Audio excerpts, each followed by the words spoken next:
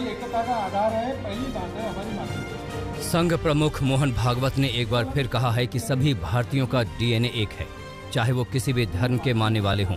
मोहन भागवत ने कहा कि हिंदू मुस्लिम एकता की बातें भ्रामक हैं, क्योंकि वो अलग नहीं बल्कि एक हैं। पूजा करने के तरीकों से भेदभाव नहीं किया जा सकता है। यूपी के गाजियाबाद में मुस्लिम राष्ट्रीय मंच के एक कार्यक्रम के दौरान मोहन भागवत ने ये बातें कही। हम समान पूर्वजों के वंशज हैं। अब ये विज्ञान से भी सिद्ध हो चुका है। 40,000 साल पूर्व से हम भारत के सब लोगों का डीएनए, सब लोगों का निरपवाह डीएनए समान है। इस आधार पर आरूढ़ होकर हम जब विचार करते हैं तो मन में अपनापन आता ही है। किसान संगठनों ने कृषि कानूनों के खिलाफ अपना आंदोलन तेज करने का ऐलान कर दिया है। 22 जुलाई से संसद का मॉनसून सत्र खत्म होने तक किसान संसद के बाहर विरोध प्रदर्शन करेंगे। किसान संगठनों ने कहा कि हर दिन कम से कम 200 किसान संसद के बाहर बैठेंगे। राफेल सौदे की जांच के लिए फ्रांस में जज की नियुक्ति के बाद देश में सियासत गर्मा गई है। राफेल सौदे को लेकर राहुल गांधी ने फिर से केंद्र पर हमला बोला और कहा कि सरकार जेपीसी जांच के लिए तैयार क्यों नहीं है। वहीं कांग्रेस ने सवाल किया कि जब फ्रांस में राफेल डील की जांच शुरू हो गई है तो मोदी सरकार चुप क्यों है। पीएम मोदी को प्रेस कॉन्फ्रेंस कर इसका जवाब देना चाहिए। फ्रांस ने राफेल में भ्रष्टाचार, influence peddling, money laundering, favouritism, इन तमाम पहलुओं पर जांच फ्रांस ने बैठा ली है। पूरा देश, पूरा विश्व इंतजार कर रहा है, देख रहा है दिल्ली की ओर। चुप्पी क्यों है? पंजाब नेशनल बैंक घोटाले में आरोपी मेहुल चोकसी ने डोमिनिका की अदालत में फिर से जमानत याचिका दायर की है, जिस पर 6 जुलाई को सुनवाई होगी। इससे पहले अदालत 2 बार मेहुल चोकसी की जमानत याचिका खारिज कर चुका है। पिछली सुनवाई के दौरान मेहुल के वकीलों ने उसके स्वास्थ्य का हवाला देकर जमानत देने की मांग की थी, लेकिन कोर्ट ने उसे स्वीकार नहीं किया। दिल्ली में आज से स्टेडियम और स्पोर्ट्स कॉम्प्लेक्स को खोलने की इजाजत दे दी गई है। हालांकि यहां अभी दर्शकों की एंट्री नहीं होगी। फिलहाल स्पा, सिनेमाघर, थिएटर, मल्टीप्लेक्स और स्विमिंग पूल बंद रहेंगे। इसके साथ ही दिल्ली में अभी school, college, education, coaching, training institute बंद रखने का आदेश है। यूपी में आज से मल्टीप्लेक्स, सिनेमाघर, जिम और स्टेडियम को कुछ शर्तों के साथ खोलने की इजाजत है। सोशल डिस्टेंसिंग समेत कोविड प्रोटोकॉल का पालन करते हुए सरकार ने इन्हें फिर से खोलने की इजाजत दे दी है।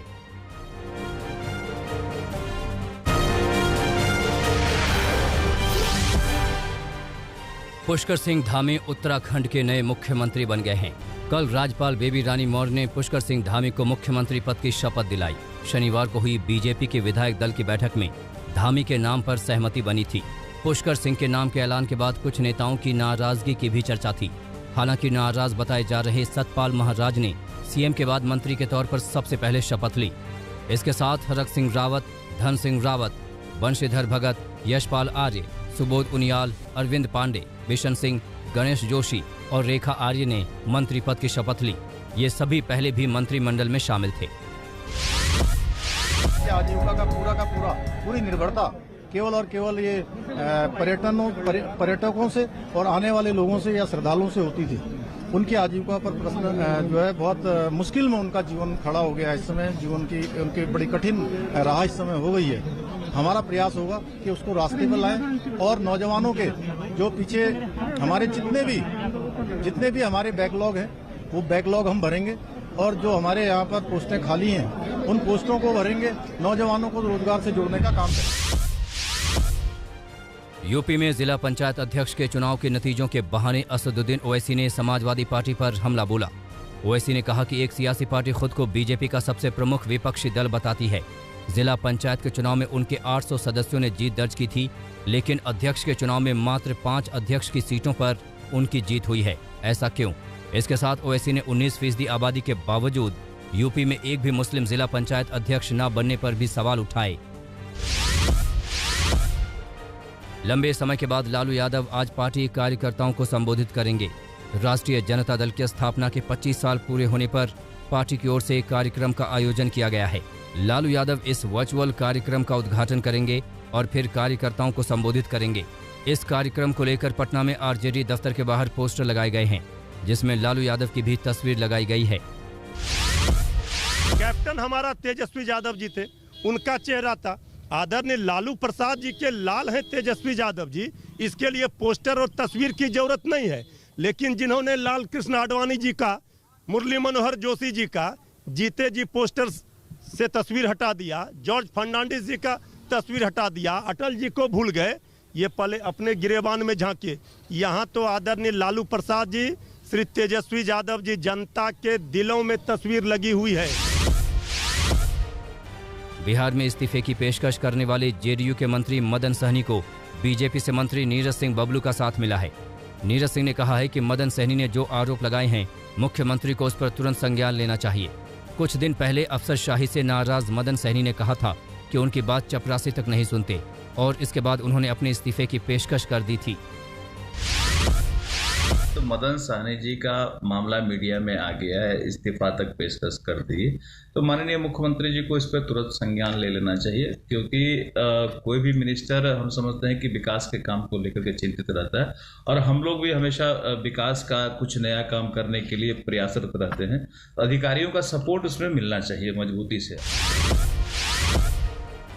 महाराष्ट्र के पूर्व गृह मंत्री अनिल देशमुख ने सुप्रीम कोर्ट में याचिका दायर कर मनी लॉन्ड्रिंग मामले में दंडात्मक कार्रवाई पर रोक लगाने की मांग की है।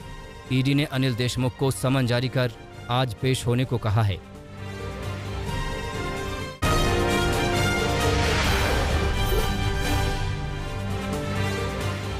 बिहार के मोतिहारी में पिछले कुछ दिनों से बारिश हो रही है।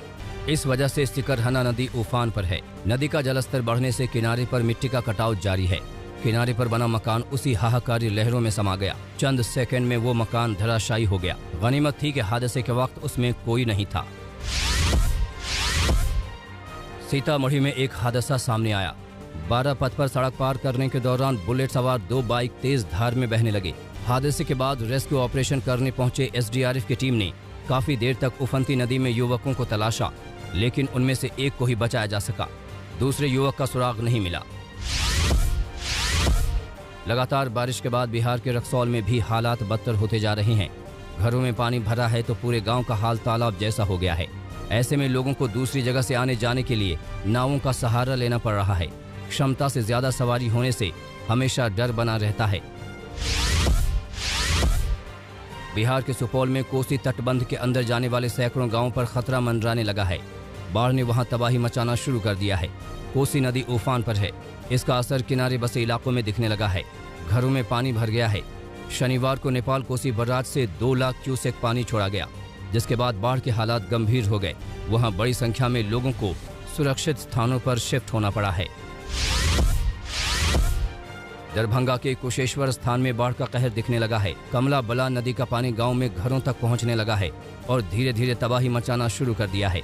बाढ़ की तेज रफ्तार ने इंटहर इलाके में बने हेल्थ एंड वेलनेस सेंटर को देखते ही देखते पूरी तरह धराशायी कर दिया। कुछ दिन पहले ही लाखों रुपए खर्च कर इसका मरम्मत का काम किया गया था। रतलाम से होकर गुजरने वाली मलेनी नदी का जलस्तर कल अचानक बढ़ गया। बहाव इतना जोरदार था कि नदी कुछ ही देर में उफान पर आ गई थी। इस उफनती नदी में भी युवक स्टंट करते नजर आए। सैलाब ऐसा था कि कोई भी बड़ा हादसा हो सकता था, फिर भी युवक बेफिक्र दिखे।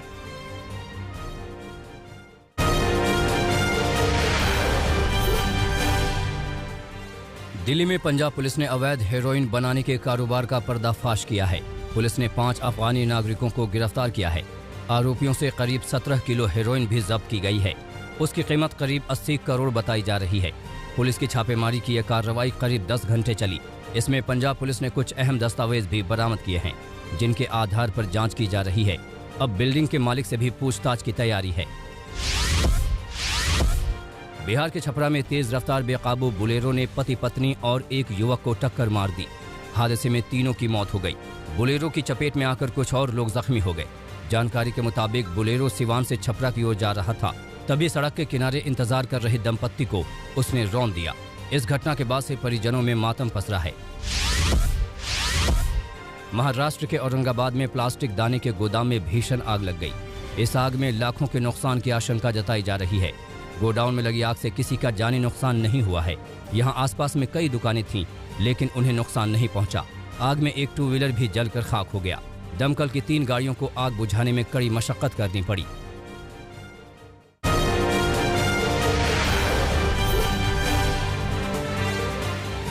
पश्चिम बंगाल के हावड़ा में 4 बसों में भयानक आग लग गई। मामला चटर्जी हाट थाना क्षेत्र के इच्छापुर का है। बताया जा रहा है कि पार्किंग जोन में स्कूल बसें खड़ी थीं, जिनमें आग लग गई। बताया जा रहा है कि पहले मिनी बस में आग लगी और उसकी चपेट में आने से 2 स्कूल बसें भी पूरी तरह से जलकर खाक हो गई, जबकि एक स्कूल बस आंशिक तौर पर जली है। इस तरह से 4 बसें जली। बसों में आग लगने की सूचना दमकल विभाग को दी गई, लेकिन जब तक आग बुझाई जाती बसें राख हो गई थीं।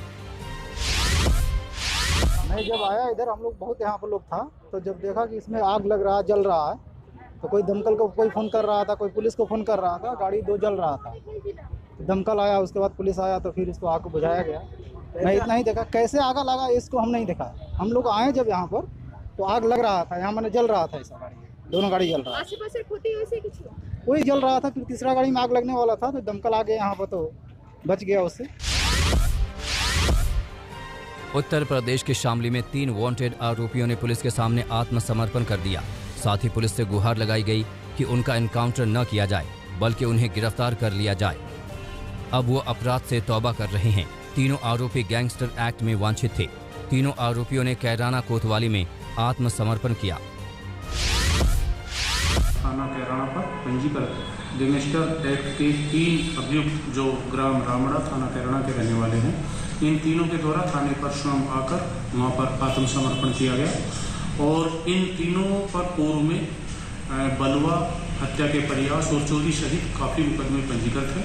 तीनों अभियुक्त हमारे गैंगस्टर एक्ट के वांछित अभियुक्त हैं और इन तीनों को पुलिस हिरासत में लेकर इनके विरुद्ध आगे वैधानिक कार्यवाही की जा रही है। नोएडा के थाना सेक्टर 58 में पुलिस ने ओयो होटल की आड़ में देह व्यापार चलाने वाले गिरोह का पर्दाफाश किया है। पुलिस ने इस गिरोह की एक महिला समेत 6 आरोपियों को गिरफ्तार किया है। पुलिस ने आरोपियों के पास से 12 मोबाइल, 37,675 रुपए, 1 लैपटॉप और कई आपत्तिजनक वस्तुएं बरामद की हैं। पुलिस आगे की जांच में जुट गई है। औरंगाबाद में पुलिस ने ऑनलाइन धारदार हथियार खरीदने वाले एक शख्स को गिरफ्तार किया है। पुलिस ने सूचना के आधार पर जब इस शख्स को पकड़ा तो इसकी गाड़ी से 5 तलवारें मिली, मगर पुलिस ने हिरासत में लेकर जब जांच शुरू की तो आरोपी के घर से 43 तलवारें, 6 खुखरी और 2 गुप्ती मिली है। आरोपी ने बताया कि शादी ब्याह में वो तलवारों को किराए पर देने का धंधा करता है। फिलहाल पुलिस मामले की जांच कर रही है।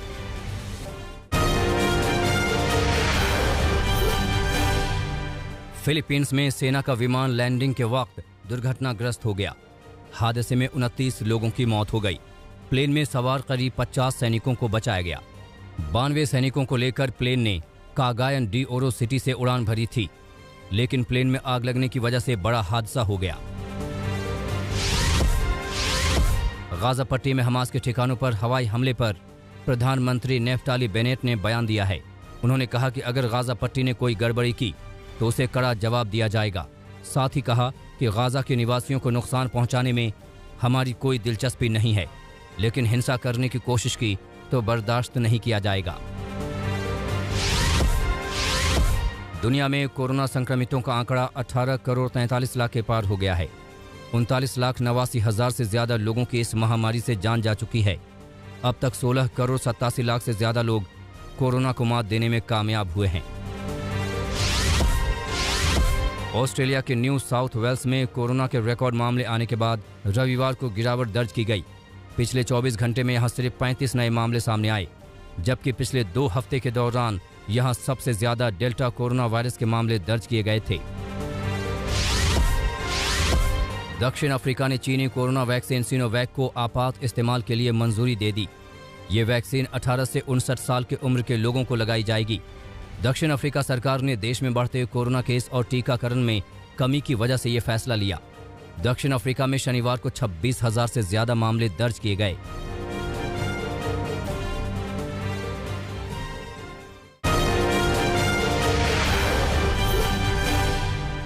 जापान के अतामी शहर में भारी बारिश और भूस्खलन के बाद राहत और बचाव के काम में तेजी आई है।